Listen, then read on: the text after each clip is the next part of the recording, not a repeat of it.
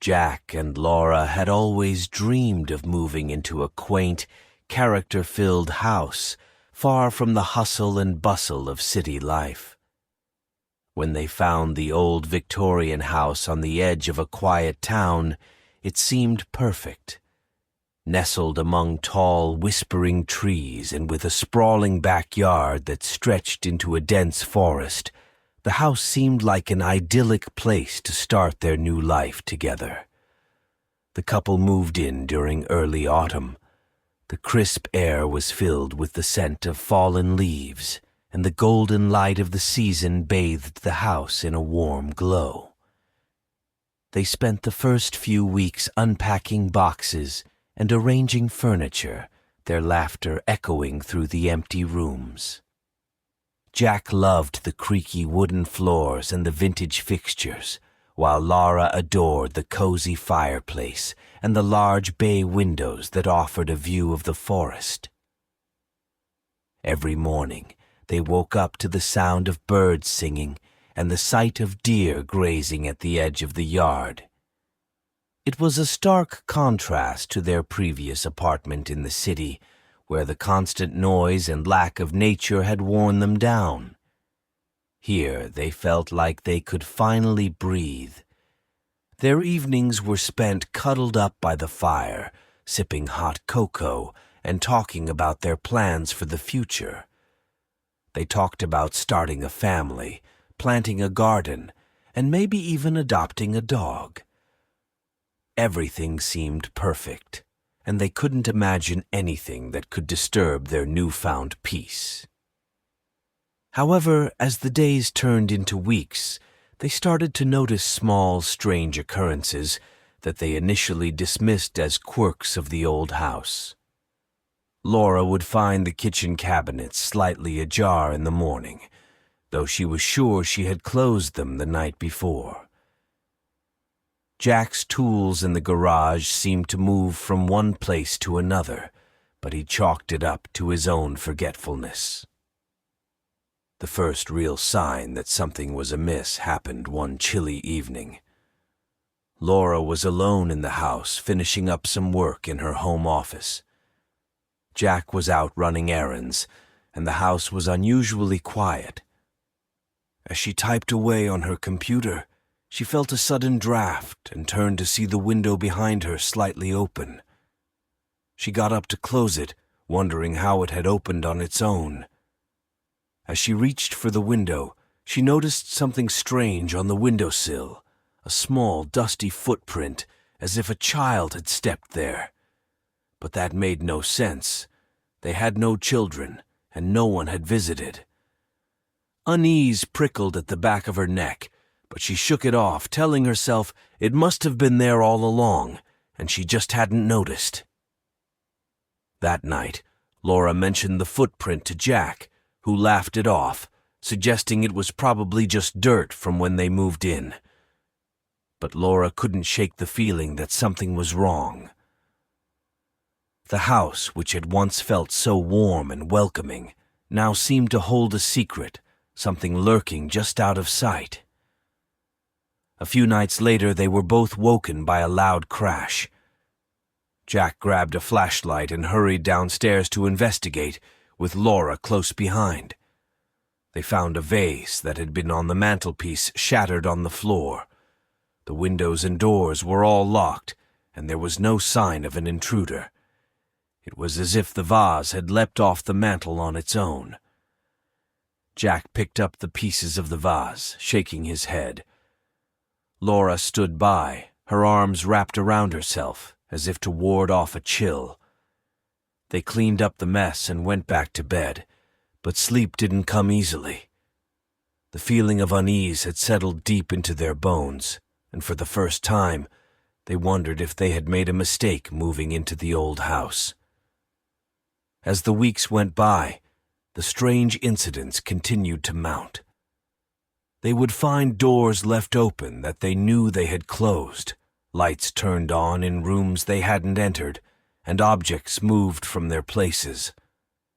The sense of being watched grew stronger, especially at night. The house, which had once seemed like a dream come true, was starting to feel like a trap.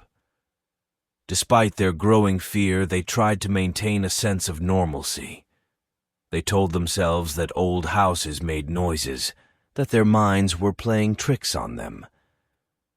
But deep down, they both knew something was very wrong, and it was only a matter of time before they discovered the true nature of the terror that lurked within their home. The unsettling incidents continued, each one more disturbing than the last. Laura became increasingly paranoid, feeling as though the house itself was alive and intent on driving them away. Jack, always the skeptic, tried to reassure her, but even he couldn't deny that something was amiss. One evening, Laura decided to investigate the attic. They had barely explored it since moving in, and she wondered if there might be some explanation for the strange occurrences hidden away up there. She grabbed a flashlight and made her way up the narrow, creaking stairs. The air grew colder as she ascended, and the wooden steps groaned under her weight. The attic was filled with old, dusty furniture covered in white sheets, boxes of forgotten belongings, and cobwebs that clung to the corners.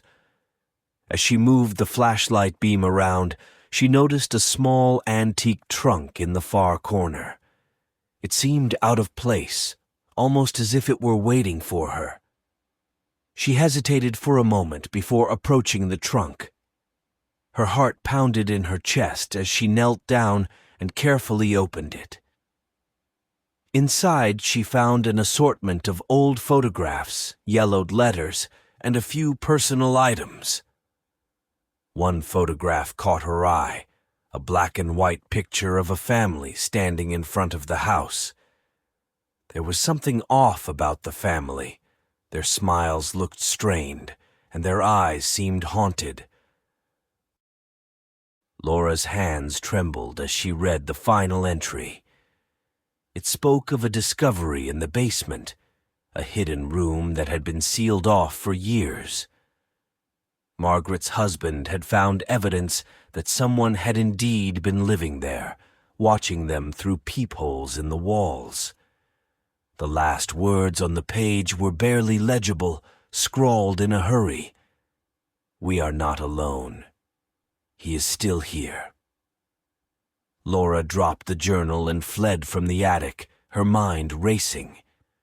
She found Jack in the living room, and with a trembling voice, she recounted what she had discovered. Jack's face grew pale as he listened, but he tried to maintain his composure. They decided to investigate the basement together, hoping to find the hidden room and put an end to their growing terror. They descended into the basement, the air growing colder and more oppressive with each step. The flashlight flickered, casting eerie shadows on the walls. They searched every inch of the basement, tapping on the walls and looking for any signs of a hidden passage. Finally, behind an old shelf, they found it, a narrow doorway, almost invisible against the stone wall. Jack pushed the shelf aside, and with a deep breath, they opened the door. The hidden room was small and claustrophobic, filled with dusty, outdated furniture and personal items that had been left behind. In the center of the room was a small makeshift bed, and on the wall opposite the door were several small peepholes. Laura felt a wave of nausea as she realized that someone had been living here, watching them through the walls. They found old, decaying food wrappers and tattered clothing, evidence that the room had been used recently. Jack and Laura's fear turned to panic. They searched the rest of the basement, but there was no sign of anyone. They hurried back upstairs, locking every door and window, but the sense of dread remained. They knew that whoever had been living in their house was still out there, watching, waiting. The discovery of the hidden room had shaken Jack and Laura to their core. They could no longer deny the reality of their situation. The house, which had once felt like a sanctuary, now seemed like a prison. They felt trapped, knowing that someone was out there, lurking in the shadows, and possibly still within the house itself. The couple decided to call the police. They explained everything they had discovered, from the journal to the hidden room. The officers who arrived conducted a thorough search of the property, but found no one. They assured Jack and Laura that they would increase patrols in the area and advised them to stay vigilant. Despite the police presence, the unsettling incidents continued. Jack and Laura began to feel like they were losing their grip on reality. Every creak, every whisper of wind felt like a threat. They took to sleeping in shifts, one of them always awake, watching, listening. One night, while Jack was on watch, he heard a faint noise coming from the kitchen. He crept downstairs, clutching a baseball bat. The kitchen was empty, but the back door was ajar. Jack's heart raced as he closed and locked the door, checking the windows to make sure they were secure. Just as he was about to head back upstairs, he noticed muddy footprints leading from the back door to the basement. He followed them cautiously, the bat gripped tightly in his hands. The footprints led to the hidden room, where the door was slightly open. Jack's hand shook as he pushed the door open wider. The room was empty, but the sense of being watched was overwhelming. He backed out of the room, locking the door behind him. He returned upstairs, his mind racing with fear and uncertainty. The next morning, Jack and Laura decided they couldn't stay in the house any longer. They packed their bags, planning to leave and stay with friends until they could figure out what to do next. As they were loading their car, Laura realized she had left her phone inside. She ran back into the house to retrieve it, leaving Jack outside. Inside, Laura quickly grabbed her phone from the kitchen counter. As she turned to leave, she felt a cold hand on her shoulder. She spun around, but there was no one there. Her heart pounded as she raced back to the front door. But before she could reach it, the door slammed shut in front of her. Outside, Jack heard the door slam and rushed to the front of the house. He tried the door, but it was locked. Panic surged through him as he pounded on the door, calling out for Laura. He ran around to the back, hoping to find another way in. Inside, Laura struggled with the front door, but it wouldn't budge. She turned to look for another way out and saw the shadowy figure of a man standing at the end of the hallway. He was tall and gaunt, his eyes sunken and hollow. Laura's breath caught in her throat as she backed away, but the man moved toward her with a slow, deliberate gait. Jack found the back door still locked. He smashed a window with the baseball bat and climbed inside, cutting his hands in the process. He ran through the house, desperately searching for Laura. He found her in the hallway, backed against the wall, her eyes wide with terror.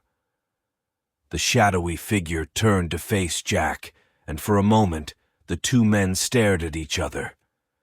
Jack lunged at the intruder with the bat, but the man moved with surprising speed, knocking Jack to the ground. Laura screamed as the man advanced on her. With a final burst of strength, Jack tackled the man, wrestling him to the floor. The intruder fought back fiercely, but Jack managed to land a few solid blows with the bat. The man lay still, and Jack pulled himself up, gasping for breath. He turned to Laura, who was sobbing in the corner. He rushed to her side, pulling her into his arms. They held each other tightly, their relief mingled with the lingering fear. But as they tried to stand, the man on the floor began to move again. He rose slowly, his eyes burning with hatred. Jack pushed Laura toward the front door. She fumbled with the lock, finally managing to open it. She ran outside, but Jack was pulled back by the intruder. They fought fiercely, but the man overpowered Jack, slamming his head against the floor. As Laura turned back to the house, she saw Jack's lifeless body slump to the ground. She screamed, but something felt off. The man who had been attacking Jack was gone, vanished as if he had never been there. Laura's vision blurred, and the world spun around her. She collapsed to the floor, her mind struggling to piece together the fractured reality. In the eerie silence that followed, Laura's thoughts began to clear. The realization hit her like a wave. There had never been a shadowy figure. She had imagined it all.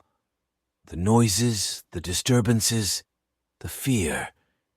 It had all been a manifestation of her own mind.